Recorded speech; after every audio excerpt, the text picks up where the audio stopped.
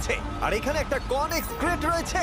ও তো অনেক জিনিস নিয়ে এসেছে। এটা একটা পাগলামি। ওই মেশিন গান ধরে থাকা লোকগুলোকে নিয়ে ভয় পেও না, ধরে না ওরা ওখানে নেই। হ্যাঁ, সত্যি কথা বলতে আমি নিজেও জানি না ওরা ওখানে কি করছে। 5 ঘন্টা কেটে গেছে আর ও একদম সামনে স্টোরেজ কন্টেনারটা রাখছে 10,000 বুলেটের এগেইনস্টে। এই তো খুব ভালো খুব ভালো, আরেকটু। তোমার কি মনে হয় শিপিং কন্টেনারগুলো বুলেটগুলোকে আটকে দেবে? একদমই নয়। তাহলে ও বিপদের মধ্যে আছে। হ্যাঁ, খুবই খারাপ হতে চলেছে। ও গড, 6 ঘন্টা কেটে গেছে। তোমার কাজ এখন কেমন চলছে? খুব ভালো চলছে। তুমি শিওর? যতক্ষণ না কন্টেনারটা নামছিল আমি শিওর হতে আচ্ছা। পারছিলাম না, কিন্তু এখন আমি শিওর। আমি ওদেরকে জিজ্ঞাসা করলাম এগুলো কি বুলেটকে আটকাতে পারবে, কন্টেনারের মধ্যে আর কি ওরা আছে? বলল না। আর ওর আমার কথা শোনার পরে মাথা খারাপ হয়ে গেল। ও সারা রাত জেগে কাজ করলো।